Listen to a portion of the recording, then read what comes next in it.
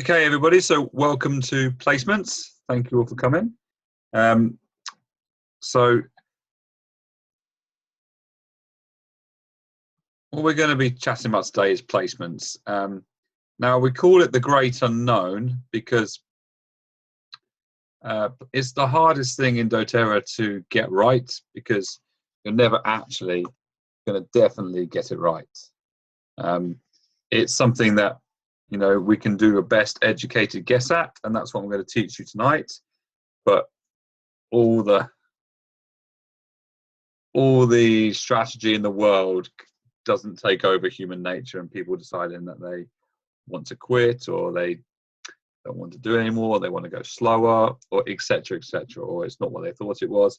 And that happens, sometimes, or some people it happens lots. But it's about how we manage those relationships. And as you're probably going through a journey in doTERRA, this whole thing is about relationships and building trust between people, and helping each other in their oil path, educating them with the essential oils, and then educating them in the business, which is what we're doing through this series. So what we're going to be chatting about tonight is the best way, with kind of like a little scientific approach, I suppose, to how to place builders. So you can have an idea of how to rate somebody and where to place them in your team. So, but first of all, before you start placing anybody in your team, you've got to understand two basic principles about placements. The two basic principles are the enroller and the sponsor.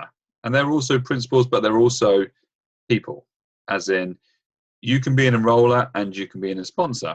And let me clarify what I mean by that. So the enroller, so whoever is an enroller, is somebody who has introduced somebody else to the essential oils. Okay, so if somebody does a class and they invite some people to the class, generally, unless there's a different agreement between the guys there, but generally the person that invited them to the class, if they sign up, would then be the enroller of those people. Okay, that's what an enroller is. Okay, it's different to what a sponsor is. So the enroller puts the person into their back office generally, and will type in the details, and then they'll be looking to place them. Okay, now when you place them, obviously we're going to talk about placements, but when you place them, you will always place them under somebody, whether it's yourself, whether it's somebody 20 levels down, whether it's somebody 2 levels down, 3 levels down, it doesn't matter. But whoever they are directly under, so the person they're immediately under, is known as their sponsor. Now, that doesn't necessarily mean that the sponsor is the person doing the business. Okay, ideally, yes. But you could put somebody, and lots of times it happens, where you'll put people under other people that aren't doing the business, particularly when you're talking about your 4th, 5th, 6th and 7th levels, or below, because you're going to be putting people, there'll be customers down there, and you're going to put sometimes customers under customers. So a customer could be a sponsor of another customer, if that makes sense to you. Okay, so, but ideally what you're looking to do is you're looking to put sponsors and create sponsors that are builders. So you want to fill in your team for the builders, okay, ideally. Obviously that doesn't happen in the real world all the time, but ideally you're building your team out so that you're getting builders in the right places, and then you're putting customers under those builders, which we're going to teach you about tonight. Okay, so if you introduce somebody to the oils, you're the enroller. That means that you qualify for Fast Start. You remember what Fast Start is from the compensation plan? Fast Start only occurs for the first 60 days. Okay, so for the first 60 days, only the enroller gets 20% from whatever the sign-up-ee, or the person that signed up, spent. Okay, so let's say they spent 2 orders of 200 PV. Okay, then the enroller would get 20% of both of those orders, so you get 20% of 400 PV, because so it's in between that 60-day period. whoever they put them under, so let's say they put them on their third level, the sponsor was on their third level, the sponsor wouldn't make any money, or the person above them wouldn't make any money, and the person above them wouldn't make any money unless they were the enroller, okay, in the first 60 days. After the first 60 days, the sponsors then can make money if they're doing their 100 PV. They then qualify for all the union level. So everyone above will then qualify for the union level. So if an enroller is above, which in 100% of the times will be the case, because you're not going to give away somebody to another team, I would assume. So you would be placing somebody underneath you, so the enroller would then make the money depending on what level they are underneath with union level, and everybody who is above would then make the union level from that. Okay. The enroller has the opportunity to move the person in the first 14 days, and they can count the person as their qualifying leg. So what we mean by that, and I'll explain this in more detail, but when you're looking to get to a certain rank, so it doesn't matter at elite, but when you're looking to get the first rank where this matters is when you're looking to get to Premier, you will need, I'll just skip all this and we'll go right to here quickly for you. You will need 2 executives. So you'll need 2 people that have got 2,000, and that says pounds, that shouldn't be pounds, should be 2,000 PV underneath them each. But the top 2 people, so the top person of this executive leg and the top person of the other executive leg, the person above needs to be the enroller of them for that leg to count to make you Premier. It doesn't mean you won't get the union level. It doesn't mean you won't get the power 3. It doesn't mean you won't get fast start. It means you won't get the leadership bonus. Okay, so it is important that you have the enroller when you want to rank. Now, occasionally there might be that you're given a builder, which is a wonderful thing, and you may not be able to have the enrollership of that builder on your front line until they've hit a certain level. So sometimes it's the case that you'll get a builder given to you on your front line, and you won't get the enrollership of that person until they hit Premier or Silver. And that's because when people hit diamonds, like for us, for instance, if we were to hit diamond and we were to place somebody underneath somebody else, and what that person was getting to Premier, we could make a very big bonus, like it's about a £2,000 bonus on that person getting to Premier. So, and as the teams start to get bigger and that starts to happen, we get more diamonds and things moving, cropping up, then that will happen more and more. But you generally give enrollership away when somebody hits Silver. Okay, so I know that you don't need to worry about that too much. You just need to know that that's out there. Okay, so don't worry about that. You don't need to strategize for that. It's just you have been made aware. Okay, so the enroller also gets extra shares, like I was just saying, with the leadership bonuses. But you don't need to worry about that right now. I'd say that's more advanced stuff. This is, we're talking basic placements. You want to just worry about how you're placing people, but I just want you to be aware that there's other things out there as well. So that's really the placements. We've talked about that. You can give the enrollership away. So if you're the enroller, you can give enrollership away to somebody else once, possibly twice, but generally you always keep enrollership as much as you can. Enrollership is really key. Because if you're the enroller and they're 7 levels down, that can count as your front leg, okay, or your front line. So I can teach you more about that. We teach you more about that in the advanced placements because it's a bit more advanced. Okay, and you want to just concentrate on where to place people, not worrying about that kind of thing. All right. So what we've developed is a 3-stage process. Okay, so the process is, in your mind, when you're trying to place a builder, is right from the very beginning, when you first meet them, From the very first second you have a conversation with them, you are assessing them, okay, as to what kind of builder they could be or you think they're going to be, okay, or customer, what kind of pathway they're going to take or be willing to take. And obviously you're trying to take them down the pathway of a builder that's really going for it. So it's which pathway, then which level, and then where in my team. What we're going to start off with is which pathway. So first of all, you've got to assess whether this person is going to be a customer, sharer, or builder. So the way you assess that, and there's lots of different ways, but this is kind of a little profile of what a customer looks like. So a customer is also known as a consumer or user. Generally, a customer doesn't commit straight away to ordering a minimum per month.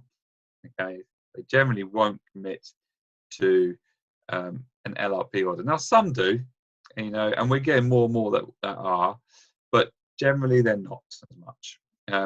Usually they're not interested in hosting classes, and they ask lots of questions about products, and they're interested in product trainings.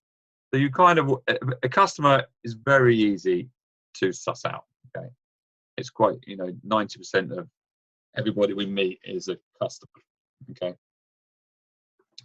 Then you've got sharers. Now, sharers are different type of person, what their needs are. But you can find the sharers in abundance. There's lots of sharers out there. So they're interested in sharing oils, and they'll generally commit to a class. They'll usually they'll usually have an LRP order of 100 PV plus. So they'll usually commit to LRP, sharers will. And they'll ask you for more samples for their friends and families. Generally, sometimes they say, well, I'd say lots of times, they don't want to sell, but then it frees them up to sell because they feel like they're not selling. So they then become the best advocates for doTERRA and act like a builder in many ways. And then generally sharers can then turn into builders as well. So don't write sharers off, but don't place them. And we'll talk about that. Don't place them as a builder, place them as a sharer. You always place people as they are and not what you feel that they're going to become, unless you want to take a risk, okay? And sometimes the risks do pay off. But sharers are interested in attending product trainings, and they sometimes stay for the business parts, okay? That's what a profile of a sharer is. Now, what you're really looking for, I'm really excited about, most of you, is looking for builders, people that want to build this business with you, because that is where you're going to be able to duplicate yourself, you're going to be able to save you time, and you're going to be able to make more money, because it's going to be a quicker process for you, and they're going to find builders, and the builders are going to find builders. It becomes much easier, and it starts to snowball very, very quickly. So a builder will always commit to 100 PV LRP. If they do not commit to that, then they cannot be a builder, okay? They have to be doing that as the minimum, okay? No matter how fast or how slow they're doing. If you're going to be putting them in a builder position, then they must commit to that, okay? That is the minimum. So they commit to also sharing oils and looking for more builders. They commit to finding, now we suggest 2 new contacts a day, just to break it down, which is about 60 a month. That can be a lot for some people, that might be too much for others, but ideally you're looking for, what the point of that is that you're looking for new contacts all the time. So, you know, you're not just doing the people from your 100 name list or the list that you have, you're looking to find people all the time. And that's what builders will do. They're looking to find 3 business builders, and ideally they're looking to host at least 12 classes a month. 2 classes a month. 2 classes a month means 24 a year. You know, that means that you've got a good business going, because you're enrolling and you're moving along. You're able to learn this doTERRA business, and then you're going to be able to duplicate yourself because you know it well enough. If you're hosting 1, sometimes none, then they're not really a builder. They're more of a sharer, okay? And builders will participate in training programs, and they will also look to, you know, they either supplement or replace their income. So depending on whether they want to supplement or replace their income, you know, if they might commit to all those things above, but depending on how much time they have, it will generally say whether they want to supplement or replace their income.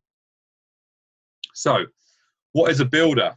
Well, a builder will generally commit to a certain number of hours per week. Okay. Now, some builders are very effective and may only need 5 hours a week to be amazing. Okay. Other builders, to that same level of efficiency, will need 30. Okay. Now, if you get a builder that's very, very efficient and they have 30 hours, you've got a presidential diamond in your hands. So that's an amazing builder. Okay. But what you're looking for is builders that are willing to commit time to it every week. Now, depending on how much time, obviously depends on how fast you want to grow and how and where you place them in your team accordingly. If you're happy growing slowly, then you might want to place them on your front line because you're happy with that and you're happy with the speed that they want to go at. If you want to go very, very fast, then obviously you want somebody that's going to commit to a certain number of hours a week. Otherwise, they're going to slow you down and it's going to frustrate you, after a while. Also, you're looking for a capability level, a certain capability level. And they have to sign up to the 100 PV LRP monthly. If they don't do that, then that's the minimum criteria. So a level 1 builder, generally, and this is not a definite with everything, this is a guide, okay? Let me reiterate, this is a guide. But a level 1 builder will generally be doing 15 hours plus a week. A level 2 builder, and what we mean by level 1 builder is people on your front line. They'll generally commit to 15 hours a week or more. Their capability is, generally very high, and what we mean by, we'll talk about what we mean by capability in a second. Level 2 builder, maybe any level of capability, but they don't have as much time to give. And then you've got a sharer that could range from, different kinds of things. But they all will generally, even sharers, are going to be committing to 100 plus PV LRP. Okay, sharers, they're not necessarily committed, but they will generally do it. And if you're placing someone on that kind of level, which is going to be your 3rd or 4th level, then you ideally want them doing 100 PV LRP. All right. So when we talk about, first of all, what we've done there is we've talked about which pathway. Okay, so in your mind, this is the first start of the process. You have decided what they are. So are they a customer? Are they a sharer? Are they a builder? And what type of builder are they? Are they a builder that wants to go for it? Are they a builder that wants to go slowly? Are they just really a builder that wants to maybe share? A really good sharer. You decided that. So you've got yourself, in your mind, you've now got a 2nd level builder. You've got a builder that wants to do 10 hours a week and they're a number 1. Brilliant. But you want to go for it, okay? So they're not going to go on your number 1 on your level 1 because they don't have as much time as you want to give. They've got a full-time job, but that they're not going to be able to give it what you need or what you would like, okay? So you're looking to, that they're a builder that wants to supplement their income. So then you look at which level. So you're looking at how committed are they to being a builder, which is some of the things we've just discussed. But then you're also looking at how capable they are. And what we mean by capable is just simply this, okay? Can they sign somebody up without being told how to do so? Okay, and that might sound a bit ambiguous, but what we're trying to get across there is that's a certain level of capability with doing this essential oil business. The key to this essential oil business is sharing the products, sharing the essential oils. It's not, can you use a computer? It's not, can you create fancy literature on Facebook? It's not, how capable are you on Word? It's not, how amazing are you at doing a class? It's not that. It's how can you sign people up? Because people can just do one-on-ones. They don't need to do a class. And so if you feel that somebody is very capable of signing somebody up, and generally what that means is they're so excited about these essential oils, they go away and they express it to their friends and their family. And because of their enthusiasm, people want to sign up. Okay, that's simply it. That is a capability level of somebody that's able to influence and get others to be excited about what they're excited about, because they're sharing it. That is what we talk about when we mean capability. There are some people that don't have that capability or as much of that capability. And what you're looking for in a frontline builder are people ideally that have more of that capability than lower down in your teams. Okay, you're looking to bring those up in your teams because those are the people that are really going to be building your business faster for you.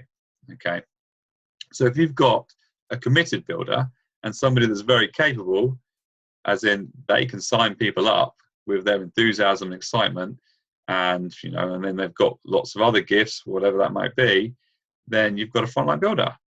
Okay, but if you've decided that they're kind of committed, or they're really committed, but they only got 10 hours plus and they're very capable, then you may decide that they go on your level 2, because that's where you'd place somebody that wants to supplement their income.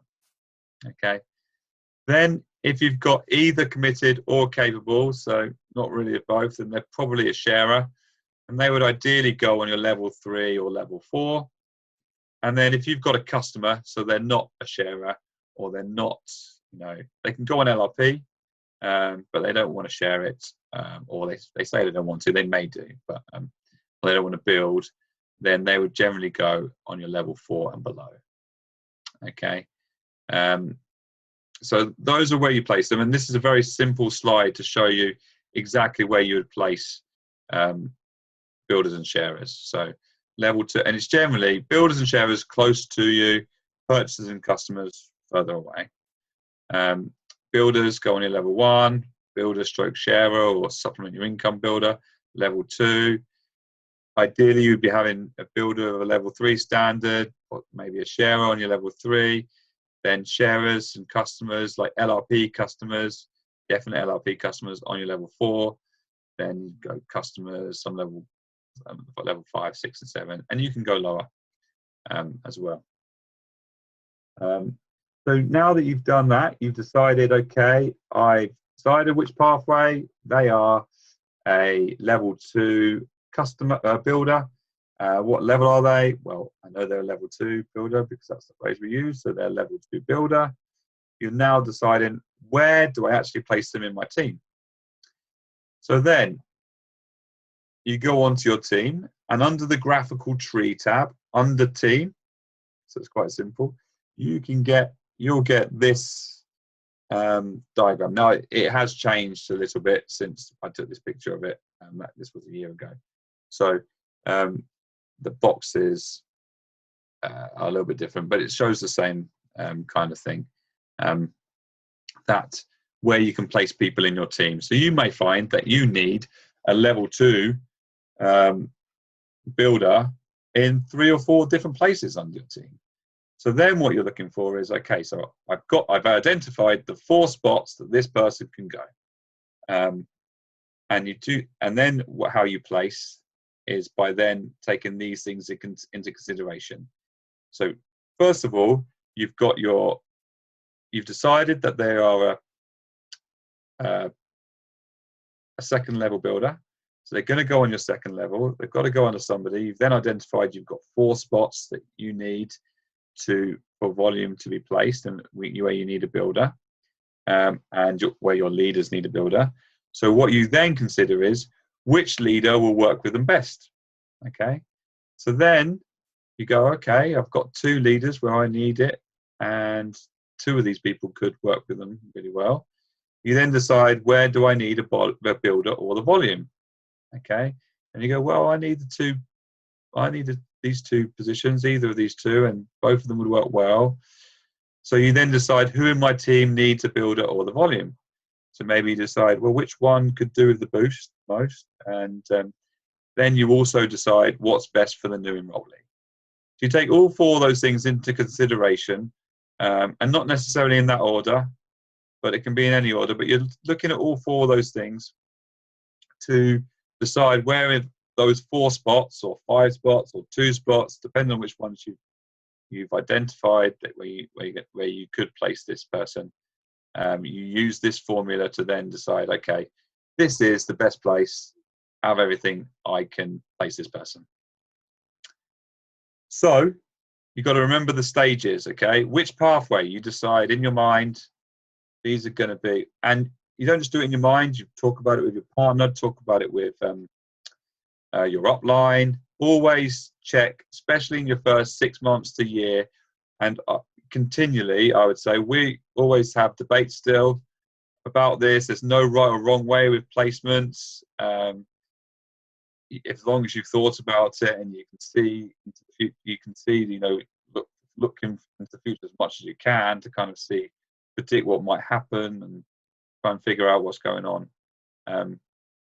But talk to your upline, get them to help you to kind of think, okay, what's best for this person and where are they best to be in my team. So when you do decide where to place a builder, you're then obviously going to put them under somebody. That person is going to be the sponsor. And ideally, they're going to be someone building the business. And if they are someone building the business, then you need to communicate with them that you're putting this person underneath them. Whether it's a customer, whether it's a builder, it's irrelevant. If you want the sponsor, that's hopefully a builder, to take over the education of this person, then you need to communicate that. I would say in 99% of instances, if you do not tell or ask the people if they would like you to place the person under them, which I'm almost 99% sure they will say yes, please, please, I would love that. You then need to just make sure that they commit to supporting that person, okay? And that's how you then start to free up your time, okay? Because then this person is then going to take over the building and the helping and the supporting of this person. Doesn't mean you just free reins and you don't ever speak to that person again, because you want to be hand-holding that relationship over. Otherwise, you can lose the relationship and you just lose the person. So it's very important that you communicate and that you handhold that relationship over to the other person in the best way you can. Okay, it can be a great way to motivate a sharer or builder to give them somebody else. It's a really great way we've seen really help our team.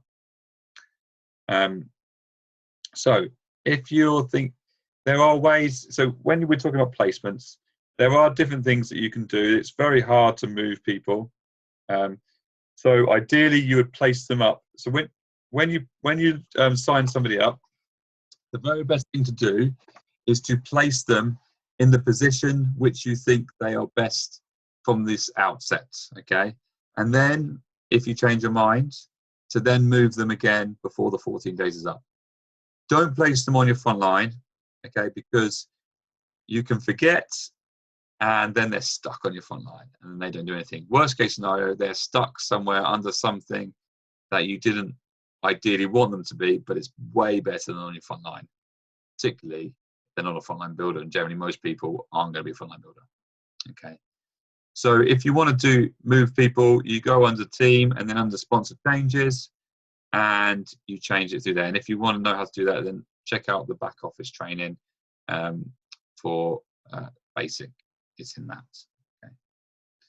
Okay. Sometimes people say, I don't want to work with the person I first signed up under now. How do they move to a different team? Okay. The way that they do that is after 6 months of complete inactivity, a person can email and request to be moved wherever they want to be. Okay. Their downline then rolls up, so they cannot take anybody with them. So generally, this only happens when somebody hasn't signed anybody up, and then they decide they want to go somebody else under a friend or a family member, or someone that they feel is going to really, really support them. But generally, it's not. It's not something that's really part of doTERRA culture. Moving from team to team, it's very frowned upon. Okay. So that moves to another point: is don't cross recruit. So and that only means in doTERRA. I mean, you can go and recruit from anywhere you want to, but just not from other teams in doTERRA, because we wouldn't want that happening to us ever. And it can be very sad when that kind of thing happens. So if you kind of find out that somebody's on another team, it can be a frustrating and you'd love to have them. And sometimes you'll feel you'd be able to do a better job at supporting them, and they're not getting no support. They're not actually building, but you could get them to build. Just leave it. It's way easier to do that. All right. It can cause lots and lots of problems. It can damage relationships in the future. Could be great with other teams, and you don't want to have that associated with you. So really, really steer away from cross recruiting, okay? Like the plague. Other options are you can gift an account. So if somebody decides they don't want to do the business anymore, they can sign some paperwork and they can then give that account to another person. Unfortunately, it cannot be another person signed up to doTERRA. It has to be a brand new person. Okay. People can also terminate their accounts, and all these kind of things need to go to placement policy. This is much more advanced, and I've done an advanced training on this, so you can have a look at that if you wish to know more. But if you're at basic level, don't even touch looking at this yet. Just get to grips with how to place people first. All right. We won't go into how to build the team today. That's another kind of training, but it's, simply the way that you want to build your team is to get to presidential diamond, whether you're looking to get to silver, gold, or anything. You want to build it so that you have 3 builders, and then they have 3 builders underneath them, and then they have 3 builders underneath them, and then all your customers are underneath them.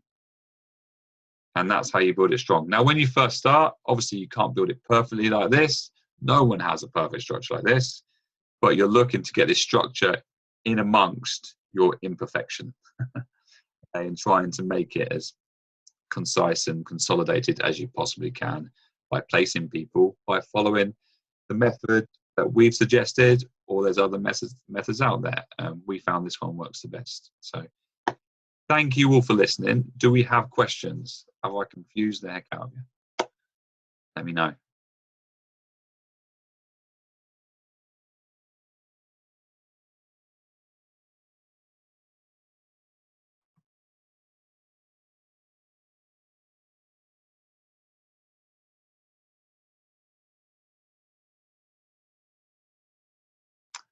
Thank you, Julie. Appreciate that. That's good to hear.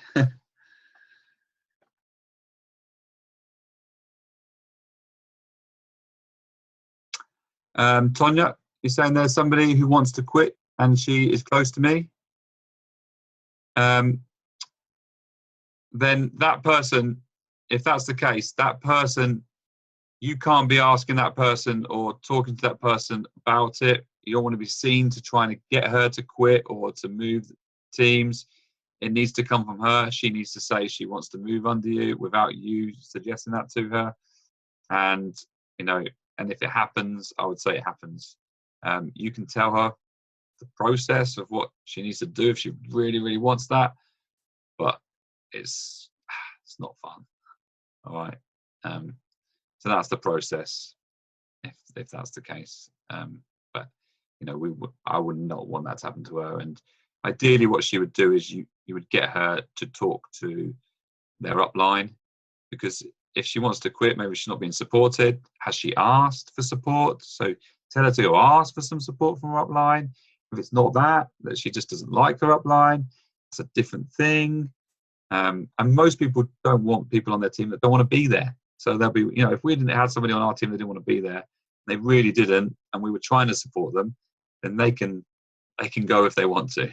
That's my philosophy on it. But we don't want to be trying to take people from other teams or even suggesting it.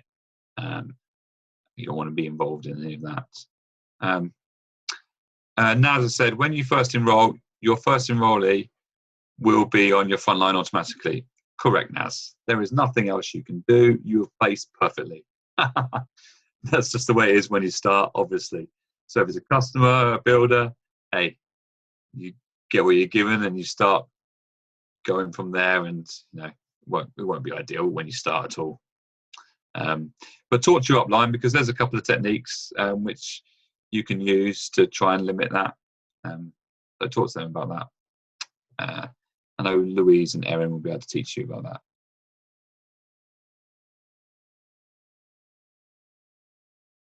Tonya, can she quit and give me her line? Is she in your team, Tonya? Because if she's in your team and she quits, then it will just move up. Okay. If she's not in your team, then no, she cannot give you her line. Okay. And you can't really move lines. You technically can, and you can do it. It's called an exception, and you go into the look at my advanced training if you want to do that, but it's very hard to do. Okay. Lucy said, will doTERRA move somebody you've placed incorrectly? If you place them incorrectly and you get to them within the 14 days and email placements@doterra.com, yes, they will.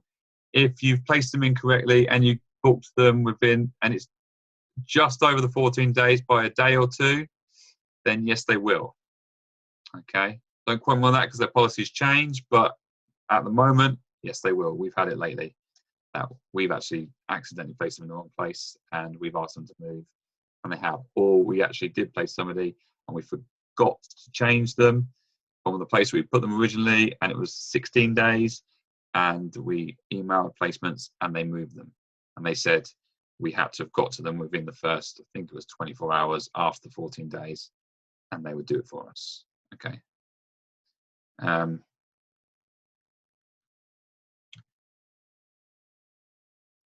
So yeah, Tonya, if it came from her, I would try and figure out her upline and just kind of tell them. If she's simply a customer and not interested, then she needs to wait 6 months and then she can move. But just tell her that, and if she's keen to move, then she can move. Generally, what we find is that people that want to move teams and do it like that, not all the time, but generally, that the grass isn't always greener on the other side. They think they're going to get way more supported, or they're going to get given way more enrollments by somebody else. They're looking for a bit of an easier ride. Whereas, because you can build this business no matter where you are or who you've been put under, you just go and do it yourself and get to grips with it. And there's plenty of online stuff to go help. I know it makes it easier to get more and more support, but you can go and do this without it. So I would say, don't spend too much effort thinking about it, and just, if it comes back to you and she really, really wants to, then tell her the process. Addison says, hey Nathan, when you say sign the person up where you think they will be best placed, please can you clarify that point? So in your mind, when you've signed somebody up, so say you've got an enrollment, you've had a class today, and somebody at that class has enrolled, you've been speaking to them on and off, so you've kind of got an idea of what you're thinking they should be, and you put them on, place them where you think they should be at that moment in time. Over the next 14 days, you're then trying to qualify them to see if they should stay there or you should put them in a better place. Okay, so then you can, if you then decide over the 14 days, actually, that I want them to go higher up in my team, or actually I think they should go lower in my team, they're not quite as good as I thought, then you can then move them. Does that make sense, Addison? Let me just finish the record button.